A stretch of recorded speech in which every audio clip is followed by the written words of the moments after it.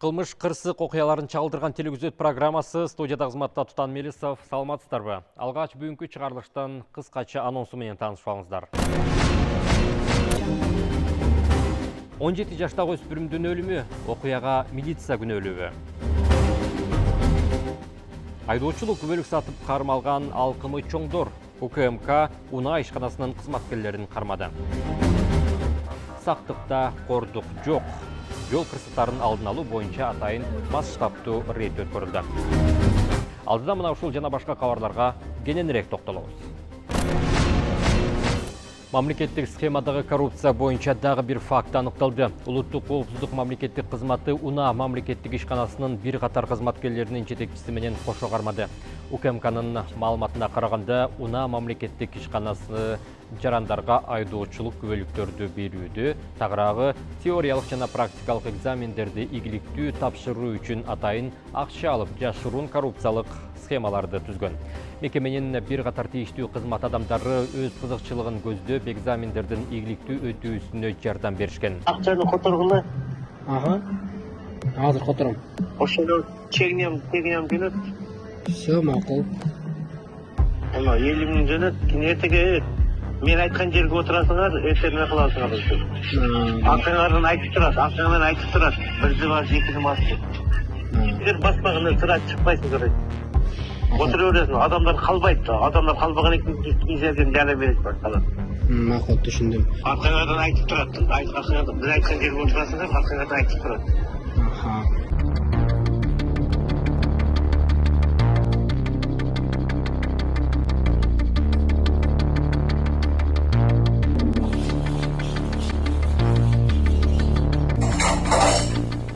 Алдын ала эсептөөлөр боюнча транспорттук каражаттарды жана айдоочулук курамды каттоо боюнча мамлекеттик агенттиктин бир гана филиалынан ай сайын мыйзамсыз түшкөн акчанын суммасы 10 миллион сомго чукулдаган. Коррупциялык схеманын бардык катышуучулары Кыргыз Республикасынын кылмыш жаза кодексинин коррупция беренети боюнча козголгон кылмыш ишинин алкагында кармалып, УКМКнын тергөө абагына киргизилди. Учурда ыкчам тергөө иштери жүргүзүлүп жатат. Бишкекте 26 сентябрда 17 жаштагы окуучу өз жанын кыйган. Бишкек шаардык ички иштер башкармалыгынын маалыматына караганда, өспүрүм Абдрахманов көчөсүндөгү батирде асынган абалда табылган. Өзүнө кол салып каза тапкан 2007 жылы туулган окуучу Бишкектеги мектептердин биринде окуган. Баланын туугандары анын өлүмүнө милиция күнөөлүүдө. Алардын айтымында баланын милиция классташы менен көчөдө жүргөндө кармап алышып, тамеки чеккени үчүн айыпташып, коркутуп 3 миң сом талап кылышкан.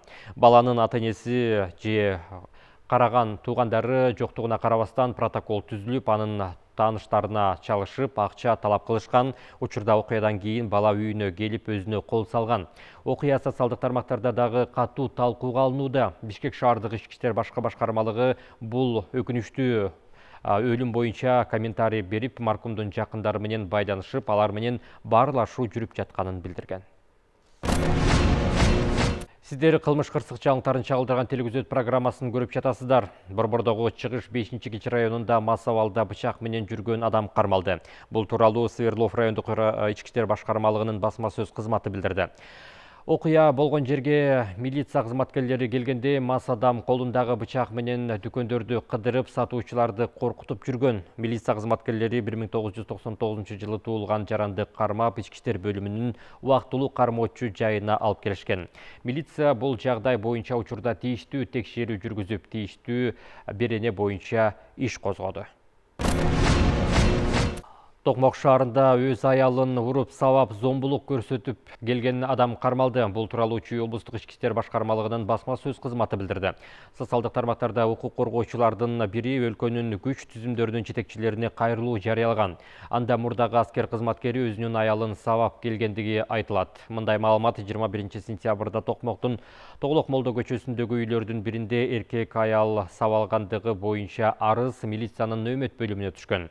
Бул факты тийиштүү өкүлчү жерге катталып текшерилген. Териштирүүдө 1996 жылы туулган жаран аны 1994 жылы туулган күйөөсү дайыма сабап келгенин айткан. Ал улуттук госпиталга кайрылып, тиешелүү экспертизадан өткөн, баш мээси чайкалганы анык болуп, башка да жаракаттары аныкталган. Бул боюнча бардык соттук медициналык экспертизалар дайындалган. 28 сентябрда бул боюнча Кыргыз Республикасынын кылмыш жаза кодексинин 107 беренеси, башкача айтканда, үй бүлөлүк зомбулук менен кылмыш иши козголду. Кылмышка шектүү жаран убактылуу кармоочу жайга алынып келинди. Учурда тергөө иштери улантылууда.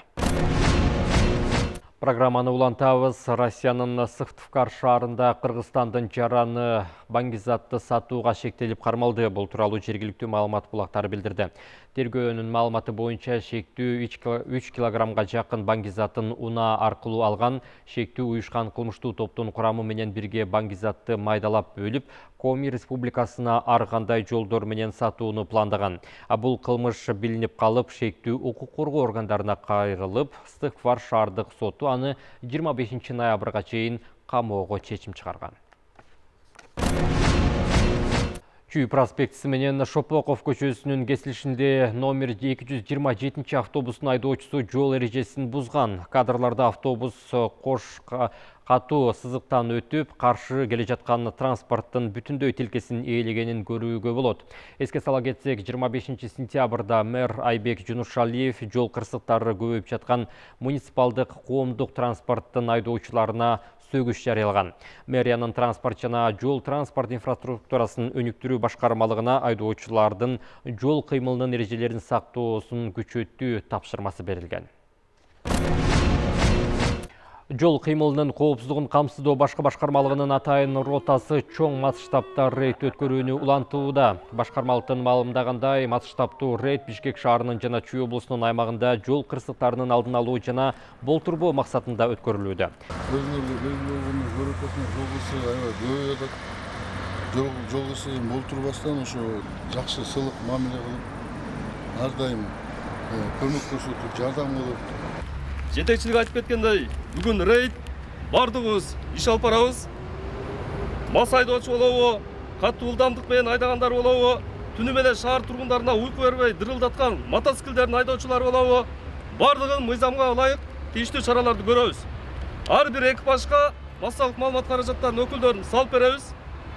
Пускай шаар тургундары көрсүн, бүгүнкү кылган нарушениясын эртең өздөрүн көрсүн.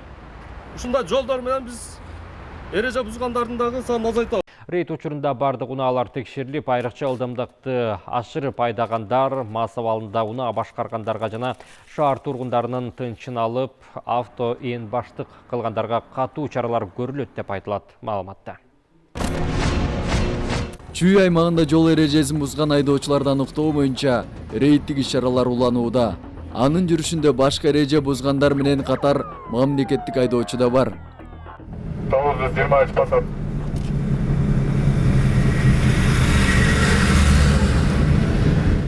Токтоткон учурда инспекторлорго баш ийбестик көрсөтүп, анысы аз келгенсип айдоочу мас абалында экен. Айдоочуга протокол толтурулуп берилди.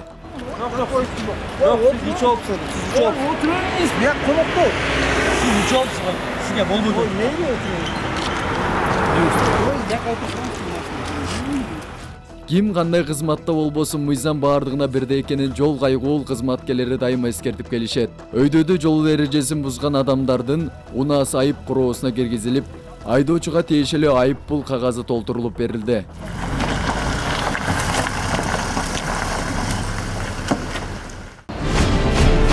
Тоң райондук сотунун төрагасы пара менен кармалды. Улуттук коопсуздук мамлекеттик кызматы Ысык көл облусунун Тоң райондук сотунун төрагасын 3000 АКШ доллар өлчөмүндө опузала пара талап кылуу фактысы боюнча кармады. Бул тууралуу Улуттук коопсуздук мамлекеттик комитети билдирди. Маалыматтарга караганда Тоң райондук сотунун төрагасы 2500 АКШ доллар өлчөмүндөгү акча каражатты калган 500 АКШ долларын ортомчудан алынган. Кылмышка шектүү Улуттук коопсуздук мамлекеттик комитетинин тергөө абагына киргизилди. Сиздер кылмыш кырсык жаңылыктарын чагылдырган телевизион программасын көрө алдыңыздар. Мен сиздер менен кийинки эфирге чейин коштошом. Аман туруңуз.